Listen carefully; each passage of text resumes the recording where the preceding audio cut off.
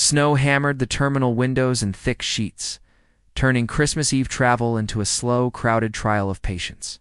Lines inched forward. Passengers blew warm air into their hands, and the departure board flipped from delay to delay.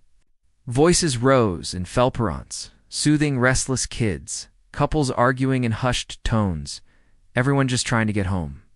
Through the noise and cold glow of holiday lights, Staff Sergeant Emily Ward stepped into the gate area. She looked like someone who had walked a long road alone. A simple hoodie, beaten boots, jeans worn by real miles, and a weathered duffel slung over her shoulder. On that duffel, barely noticeable, was a faded patch one recognized only by those who knew the night it represented. 3 college kids spotted her immediately. One snickered, calling her basically homeless. Another laughed that she didn't look like she could pass basic training. The third shook his head, insisting she definitely wasn't military. Emily didn't react. She stood, quietly calm and unbothered. Just a few feet away, Chief Petty Officer Ryan Brooks, Navy SEAL, currently on standby, lifted his eyes. He'd heard every word. Then he saw the patch on her duffel and froze. If you respect the people who carried the weight so others could make it home for Christmas, pause for a silent salute because the truth was coming. Emily shifted her weight as the line crept forward, instinct slipping into place without conscious thought. Every exit, every corner of the terminal had already been mapped the moment she walked in. That kind of awareness never fades after Afghanistan. After Romani, after nights where a single sound could decide who lived, years ago, she had been attached to a joint special operations task, forcerned without ceremony and carried without fanfare. No medals, no spotlight. Just brutal missions, long nights, and promises kept in places most Americans would never see. She'd been out of uniform for 2 years now, trying to adjust to a world that moved gently, almost too softly. She lived quietly, worked small jobs, and kept to herself. The shadows she carried didn't show, but they pressed against her ribs in moments like this. Crowds, noise, chaos. But this Christmas was different. She was finally going home. Her father had told her the porch light would stay on all night. She held that promise close. The trio behind her didn't see any of that. They saw only what they wanted. The varsity jacket kid nudged his friend and pointed at her duffel. "Look at that thing." "Total thrift store fossil." "It smells like basement," another added. The girl with the phone tilted her head and scoffed. "She looks like someone who failed basic training." Did she even try? Emily didn't flinch. Didn't tense. Didn't even blink. Her eyes stayed soft, scanning the terminal. Her calm wasn't weakness. It was discipline, forged on nights when panic meant death. Brooks watched her carefully. He knew that posture, feet grounded, shoulders relaxed but ready, hands steady, eyes scanning patterns. Even the subtle shift of her stance told a story. He'd served beside people who carried themselves like that. Operators, professionals, survivors. To him, Emily wasn't hiding. She was trying to disappear. The line moved barely an inch. The crowd simmered with holiday frustration. The trio fed on it. "Seriously," the kid said, reaching out to flick the strap of her duffel. "This thing needs to retire, just like her." Emily stepped back instantly, small but precise. "Please don't touch the bag," she said softly. The tone was calm, firm, and absolute. The girl rolled her eyes. "Relax. You act like you're guarding national secrets." She leaned closer. "Look at the way she stands, like those mall cops who think they're special forces." The third lifted his camera. "Bro, this is gold." "She probably practices saluting in the mirror." Their laughter rippled across the waiting area. Brooks' jaw tightened. He took a subtle step closer, close enough to intervene if he had to, but careful not to step over the line. Some veterans fight only when the moment demands it, and he respected that choice. Emily stayed silent. But the silence wasn't fear. It was muscle memory, quiet nights in Afghan valleys, where noise traveled too far and calm kept people alive.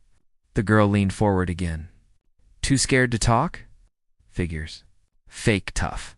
Emily breathed out slowly. Inside, something shifted. Not anger, but memory. The terminal blurred. Decorations faded. Voices dissolved into the thump of rotor blades slicing frozen mountain air. Christmas Eve, the night that never left her. Snow and sand had mixed, stinging like glass. Gunfire cracked over ridgelines. Tracer rounds burned past her team. Rangers were pinned down. They had minutes, maybe less. She'd moved across those rocks while the world tried to kill them, guiding injured men down the ridge, refusing to quit. They saved everyone that night. That patch wasn't a trophy, it was a reminder. Her fingers brushed her duffel strap gently, honoring ghosts only she carried. Then the kid tugged the strap again. Brooks moved before he even realized it. Not a full step, just enough to shift his weight, enough for anyone with her training to feel it. He recognized that patch, and he remembered the mission it belonged to. Every operator in the region had heard the story. A tiny team, freezing winter, impossible odds-and victory carved out of hopelessness. And now she stood here, mocked by kids who had never seen more danger than a late assignment. The trio laughed again, sharp enough to cut the air. Brooks breathed evenly, controlling the impulse rising inside him. He didn't know how the truth would come out, but he knew it would. And when it did, their laughter would shatter. He stayed just behind her, close enough to act, far enough to respect her space. Emily stood still, balanced, quiet, steady as stone. And the moment before everything changed hung in the air like a held breath. Civilians around her shifted restlessly, rocking on their heels, folding their arms, fidgeting with bags, but she stayed perfectly centered. Balanced in a way Brooks had only seen in people trained to react quickly without wasting motion. Every few seconds, her eyes moved, not toward the snickering college kids, not toward anyone watching her. She tracked routes. She scanned blind corners. She mapped the crowd's openings, emergency exits, and the walking rhythm of gate agents. She was reading the terminal the way others read a page, following possible threats instead of faces. Doing it with such subtlety that most people would assume she was simply bored. Brooks recognized it immediately when she shifted her bag. Her sleeve slipped back just enough to reveal a set of faint scars along her forearm, thin. Pale lines left by shrapnel or fragments. Old wounds, healed by time rather than tidy medical stitching. Without thinking, she tugged the sleeve back down, covering them with the natural instinct of someone who preferred not to explain their past. Her grip on her boarding pass never changed. It wasn't tight or anxious, just steady, controlled, the way someone holds. Identification during tense moments in foreign airports, always aware of where it is, never needing to check twice. Even the way she held the paper pinched neatly between her thumb and first two fingers was intentional. Almost tactical, another intercom announcement echoed above. Them as an elderly couple wrestled with an oversized carry-on near the seats. The husband tugged at it with trembling hands, frustrated and embarrassed. Emily stepped forward without hesitation, crouched smoothly, lifted the bag in one clean motion, set it gently on the seat. She didn't linger, didn't seek acknowledgement. She simply nodded at their thanks and returned to her place in line as though she'd done nothing at all. Asterisk the old woman gave her a warm smile, reaching out to touch Emily's arm in gratitude. Emily dipped her head politely and stepped back. It should have been enough to quiet the trio, but the girl scoffed loudly and nudged her friends. Oh, look, she's doing nice things for attention now. Bet she wants someone to think she's important, the one with the camera snickered. She probably hopes someone will say, "Thank you for your service." Their laughter rippled again only. This time something shifted in the air. A businessman in a long coat, typing furiously on his laptop, paused mid-keystroke. He glanced up at Emily, not with pity or irritation, but with a faint unease. Not fear recognition. He didn't know what she'd been through, but he sensed that her silence ran deeper than embarrassment, her stillness honed by something heavy.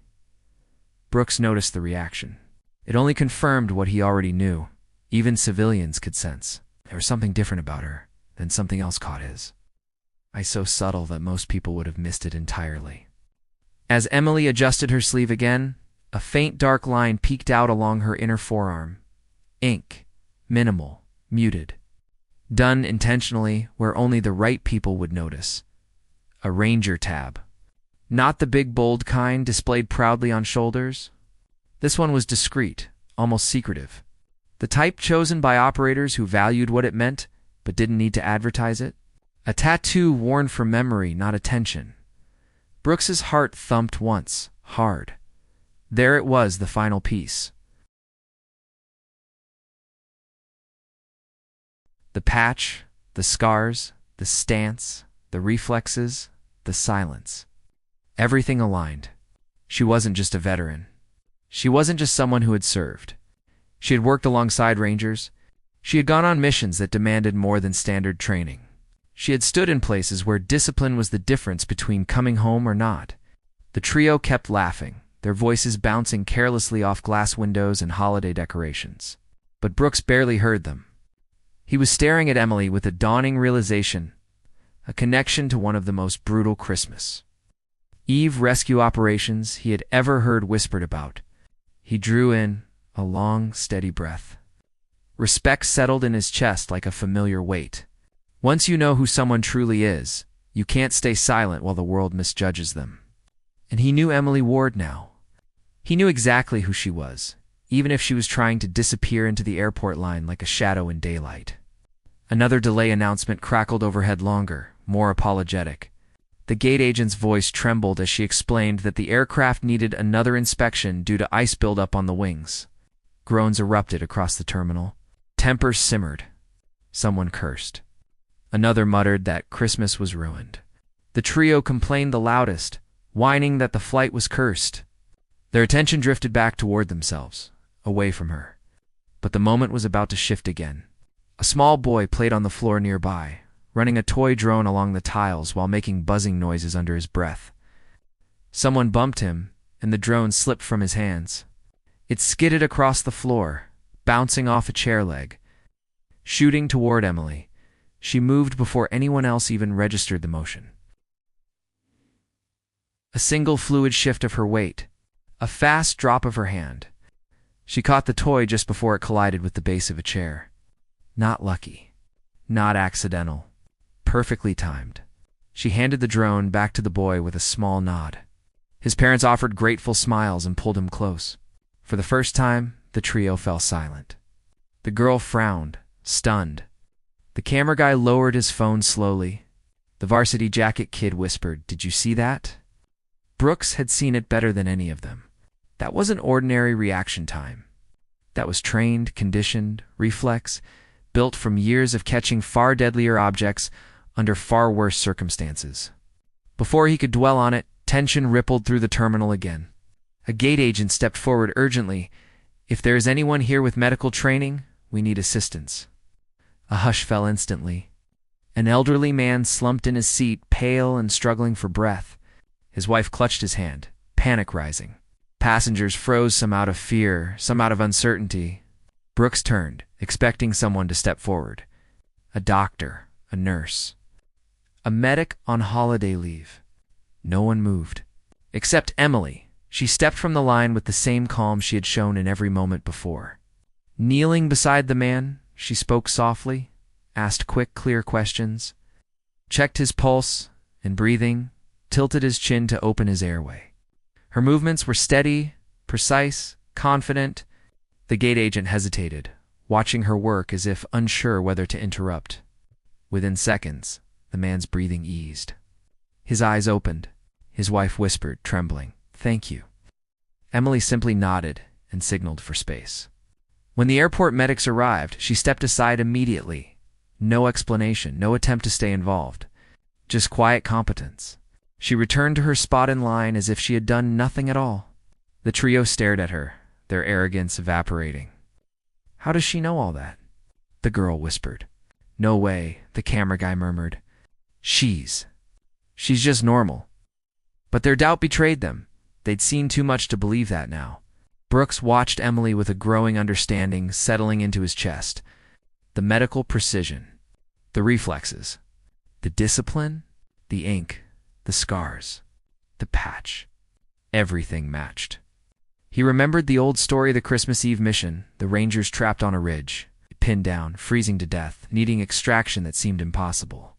And the woman who fought through the storm to reach them. He had waited long enough. Emily stood quietly in line, unaware that half the terminal now saw her differently. Brooks couldn't let her slip back into anonymity, not after everything she carried, not after everything she had done. He stepped out of his spot, not dramatically, not aggressively, just enough to stand beside her, where she could see him without feeling boxed in. She glanced his way the first time she had truly looked at him. Up close, the patch on her duffel was unmistakable. Subdued colors. Worn stitching. The emblem of Task Force Iron Shepherd, a unit that existed briefly, silently, in a brutal winter over a decade ago. Memories slammed into Brooks, the icy wind, the frantic radio calls, the trapped rangers. He swallowed and spoke so only nearby passengers could hear. "Ma'am," he said, voice steady, respectful. "Were you with Task Force Iron Shepherd? Christmas Eve. Afghanistan?"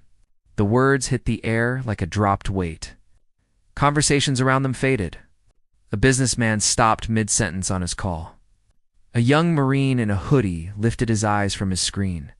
An older Army veteran by the window slowly turned, recognition flickering across his face at the mention of the task force. Emily didn't respond right away.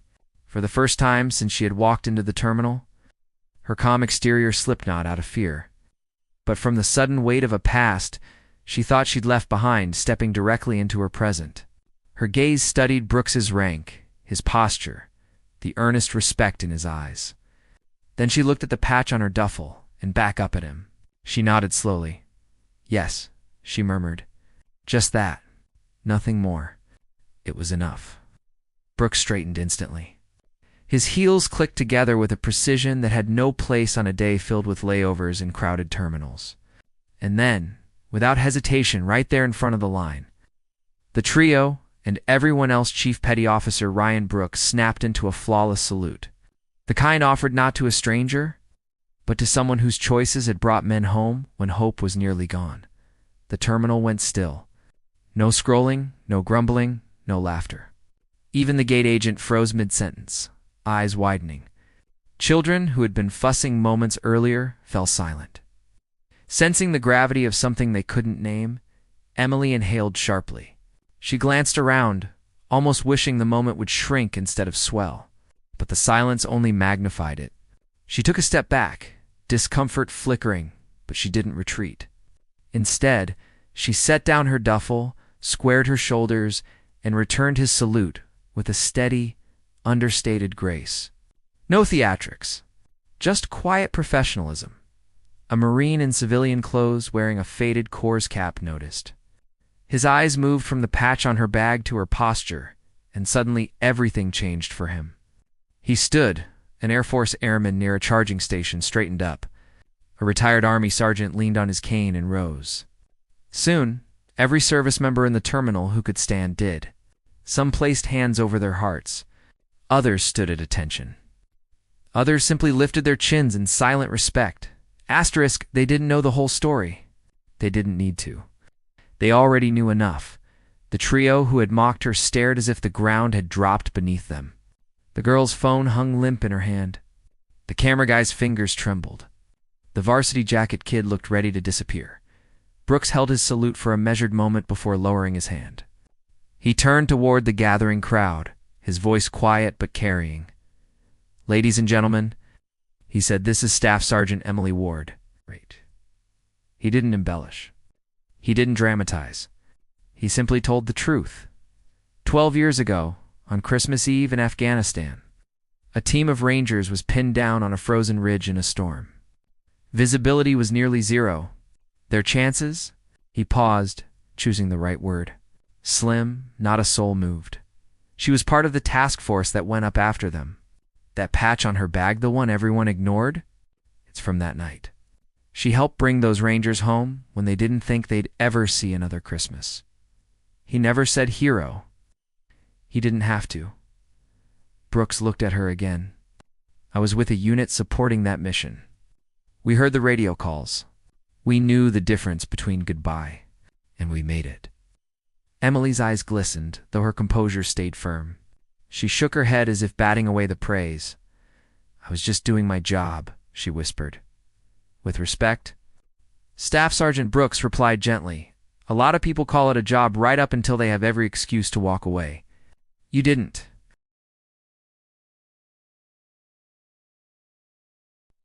She shifted uneasy again, reaching for her bag as if hoping to fade back into the crowd. Brooks stepped closer, not to corner her, but so everyone could hear. "People should know who stands in their lines," he said. "They should know who waits quietly at gates in worn boots and old hoodies. People who carried far more than luggage so the rest of us could complain about delays instead of funerals." For a moment, the airport transformed. The decorations, the music, the rush all faded. What remained was the truth standing in front of them. A woman who had once walked through a winter battlefield so other families could see Christmas lights glow in their homes. She stood there quietly.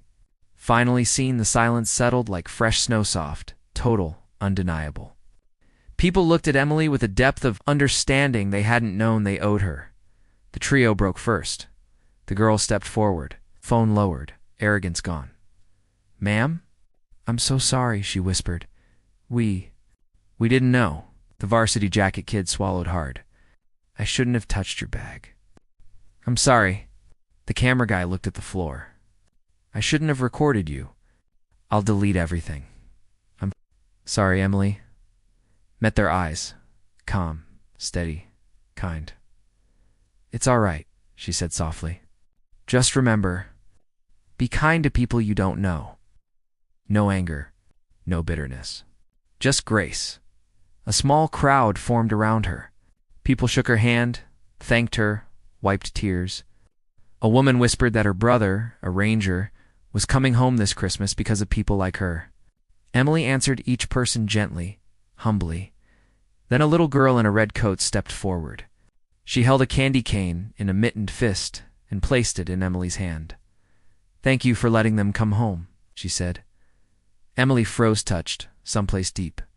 Her expression softened, warmth appearing for the first time that night. She leaned down, smiling softly. "You're very kind," she said. "Merry Christmas."